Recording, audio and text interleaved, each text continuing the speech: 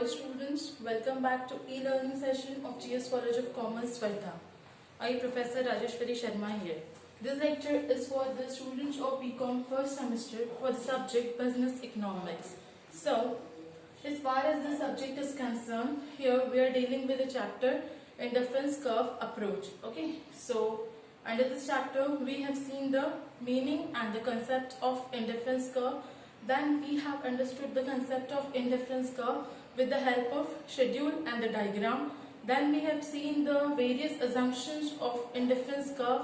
Then we have dealt with the properties of indifference curve, and then we have seen the concept of budget line, indifference map, consumer equilibrium.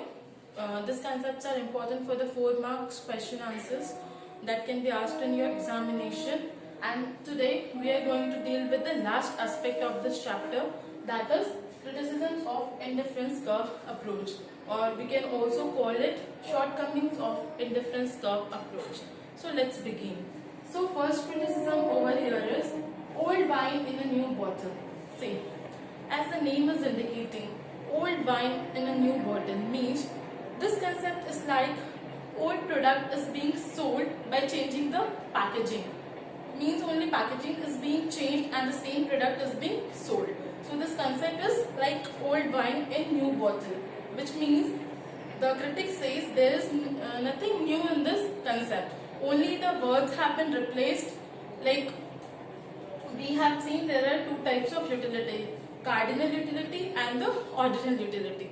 So in this approach, that is indifference curve approach, it is said that the cardinal utility is replaced with the ordinal utility. Means here the utility is not measured in terms of 1, 2, 3 utils, but instead it is measured in terms of preferences or ranks, like first, second, third, etc.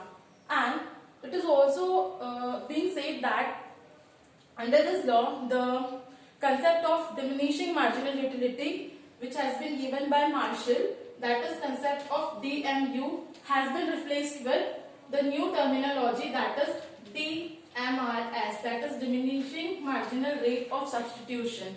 So therefore this approach has been criticized on the basis that it is only like old wine in a new bottle, means some terminologies has been changed, some terminologies has been changed, utility cardinal utility has been replaced with the ordinal utility, but as far as the law of demand, as far as the new concept in the consumer behavior is concerned, nothing like that is given by this approach. So this the indifference curve approach does not give any new concept. It does not explain any new idea. It doesn't give any new concept. It has been argued on this ground. The next one is unrealistic assumptions. Critics also said that this law is based on unrealistic assumption. Like here we assume the consumer will always behave rationally, but sometimes there may be impulsive reaction on the part of consumer, so he may not behave rationally.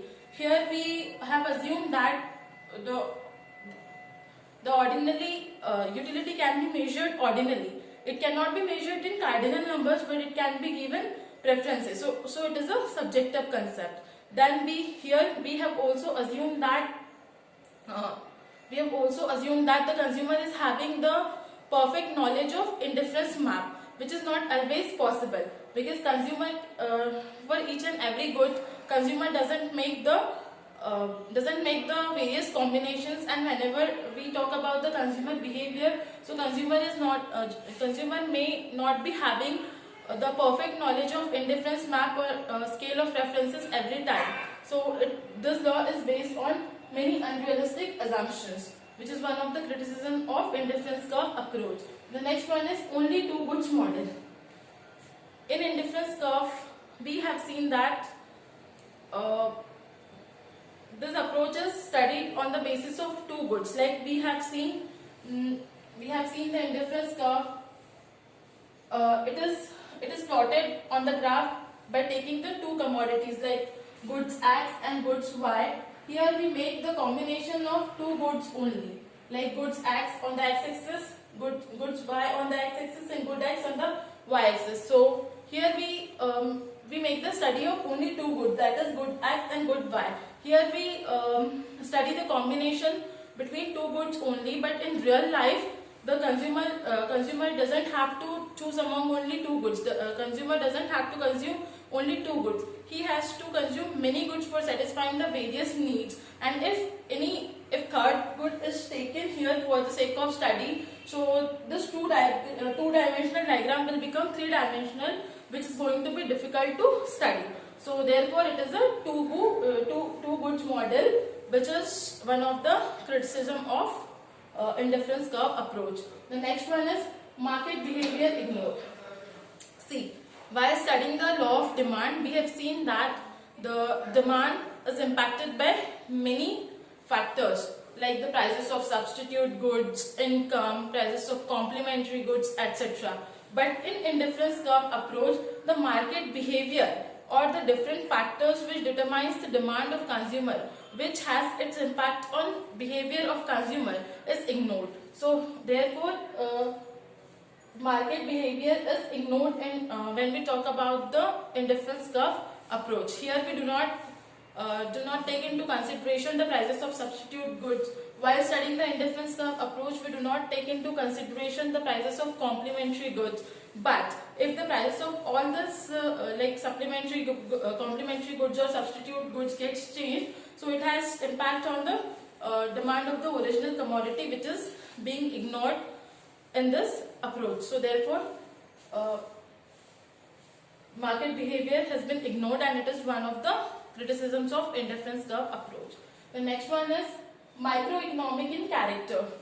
Under indifference curve approach, what we are doing, we are studying the behavior of individual consumer.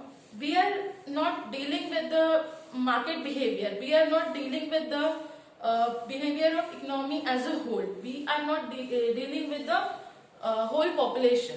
Here what we are going to study, or what we are discussing, is the behavior of individual consumer. Therefore it is microeconomic in character. Okay, so it has limited scope, which is called as one of the shortcomings of indifference curve approach. The next one is all commodities are not divisible. See, in indifference curve approach, we make the combinations of different commodities. Like it can be pizza and burger, it can be shoes and shirt, it can be TVs and radios. But when we talk about the bulky goods like TVs, radios, etc., so it is not divisible in small units. But under indifference curve approach, there is assumption that goods are divisible, and these are divisible in small units. But in actual situation, in realistic situation, if I say there are two radios and TVs, so I cannot divide radios or TVs like 2.5 radios or 3.5 TVs. So when we talk about the bulky goods, so these are not divisible.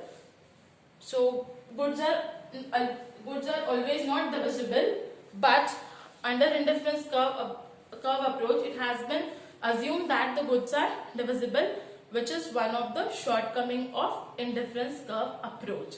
The next one is combinations are not based on any principle. See, in indifference curve approach, we have seen the combinations of different commodities like apple and banana, pizza and burger, TV and radio. But in actual situation, in realistic situation, we are taking these combinations randomly. There is no significant principle given under this law for considering the combinations of various goods. So sometimes this combination may be absurd.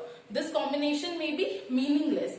If I talk about the combination of shoes and shorts, so does it make any sense? Of course, it doesn't make any sense. So as there is no particular principle, there is no significant principle fixed for considering the combinations of various goods. Therefore, sometimes combination may be absurd. It may be meaningless. which is one of the shortcoming of indifference curve approach. The next one is it retains the Marshallian assumptions of DMU.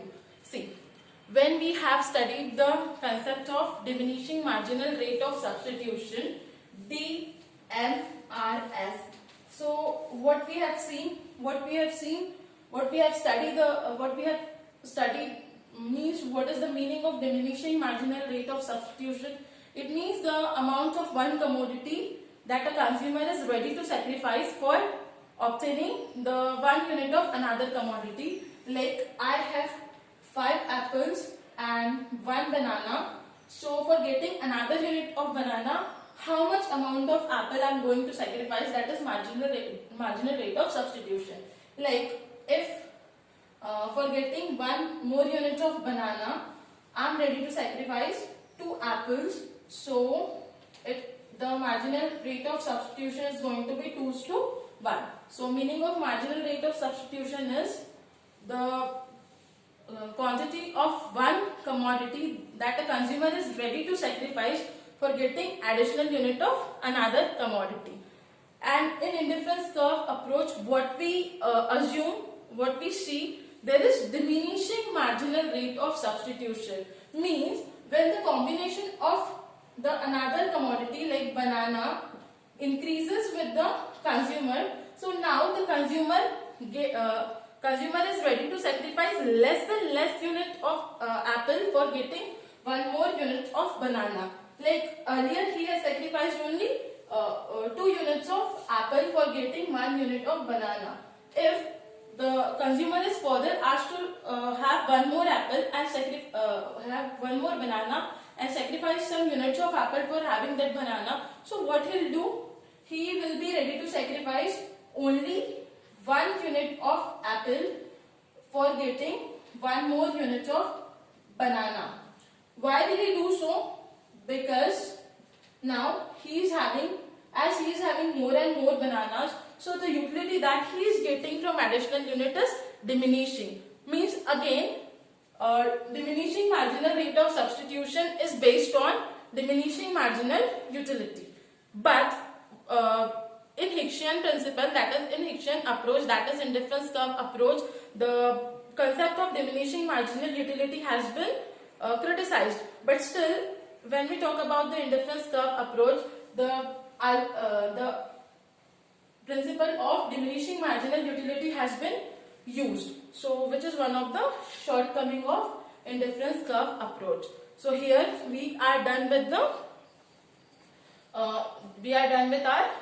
chapter, that is indifference curve technique or indifference curve approach. As far as the question that would be asked in examinations are concerned, so this chapter is important from the point of view of examination as well, because the properties can be asked for the 8 marks, or the concept like budget line, indifference map, consumer equilibrium can be asked for the 4 marks question, or if there is going to be the long question like 16 marks, so concept of indifference curve along with its property can be asked. So from examination point of view as well, this chapter is important. So keep studying, keep watching the videos, and in case if you have any doubts, so you can put your queries on WhatsApp group, you can put your queries on Google Classroom, or else you can WhatsApp me, you can call me if you have any queries regarding any chapter.